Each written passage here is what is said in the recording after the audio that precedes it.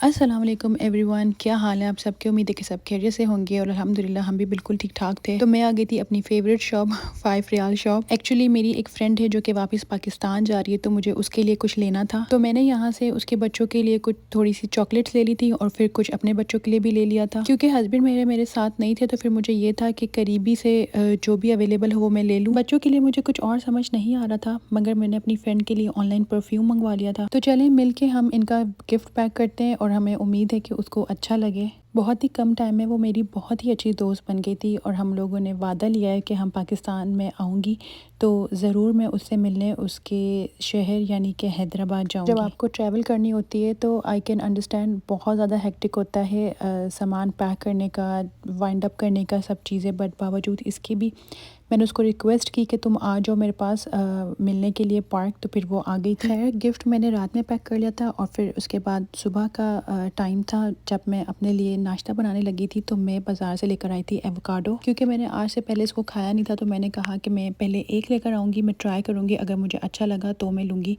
तो ये एक की प्राइस 2 पॉइंट समथिंग की थी।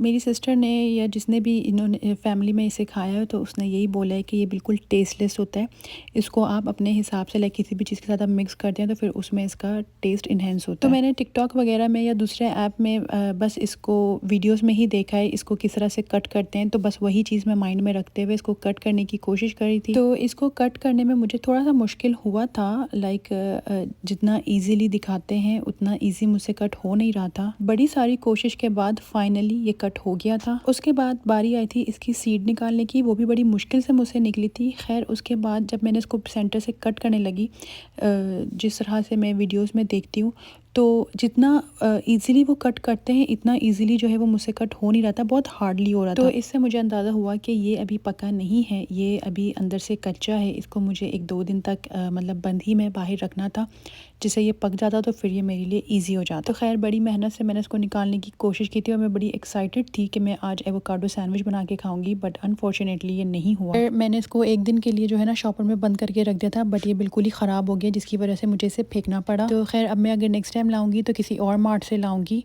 तो फिर मैंने सोचा कि जी ब्रेकफास्ट अब कुछ और बना के खाया जाए। एवोकाडो सैंडविच में भी मुझे एग्स तो बॉईल करके डालने ही थे, तो मैंने एग ऑलरेडी बॉईल करके रखा हुआ था और उसको मैंने पील भी कर लिया था। तो यहाँ पे मैंने थोड़ा सा मायोनीस लिया था और उसमें मैंने एक एग डाल के, बॉइल्ड एग, उसको हम अच्छे से जो है मिक्स करेंगे, यानी कि आप मैश करेंगे। अगर आप चाहें तो आप इसमें बॉइल्ड चिकन भी डाल सकते हैं, बट नाश्ते में मुझे लगा कि चिकन का क्या काम, but as a evening snack आप इसमें डाल सकते हैं। खैर से मैंने हस्बे जायका जो है ब्लैक पेपर डाला था और हस्बे जायका आपने इसमें नमक भी डालना है। तो खैर इसके बाद मैं इनको अच्छे से मिक्स कर लूँगी और साइड में मतलब मैंने टोस्टर के अंदर 2 ब्राउन ब्रेड भी डाल दी थी टोस्ट होने के लिए। इतनी देर में ये मिक्सचर रेडी होता तो मेरी ब्राउन ब्रेड भी जो है वो टोस्ट बन गई थी और इस पर मैंने इनको स्प्रेड कर दिया था। शादी से पहले ये one of my favourite breakfast होता था। बस इसमें जो मायोनीस थी वो पाकिस्तानी यंग्स की होती थी, वो मुझे बहुत मज़े की लगती है। और ये जो ब्राउन ब्रेड है ये वाइट ब्रेड होती थी, क्योंकि उस वक्त डाइट है या वेट ज़्यादा हो रहा है इसकी तो कोई टेंशन ही नहीं होती थी। खैर ज़िंदगी में ये सब कुछ तो चलता ही रहेगा। साथ ही साथ हमारी जो है वो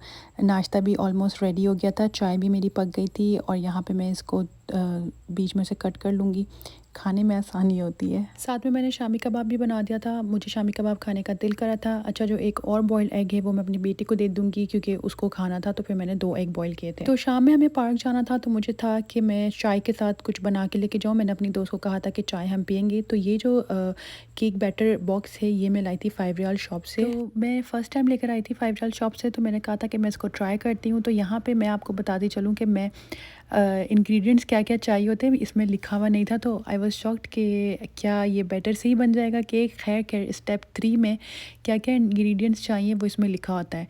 बस आपको एग चाहिए होता है, ऑयल और वाटर चाहिए होता है, और बैटर आपका ड्राई बैटर जो होता है वो सारा इसमें मौजूद होता है। इसको किस तरह बनाते हैं ऑलमोस्ट सारे एक ही जैसे होते हैं, तो मैं पहले एक बार अपनी वीडियो में बना चुकी हूँ, वो आप मेरे चैनल में देख सकते हैं।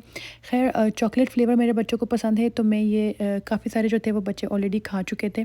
तो हमें शाम की चाय साथ पीनी थी पार्क में, तो मैंने अपनी दोस्त को कहा था कि मैं कुछ ना कुछ लेकर आऊँगी। तो मैं साथ में आलू और चिकन के कबाब बना के लेके गई थी और साथ में कपकेक्स बच्चों के लिए लेके गई थी। तो खैर हम लोग शाम में पार्क चले गए थे और मेरे बेटे ने कहा था कि गिफ्ट मैं दूँगा।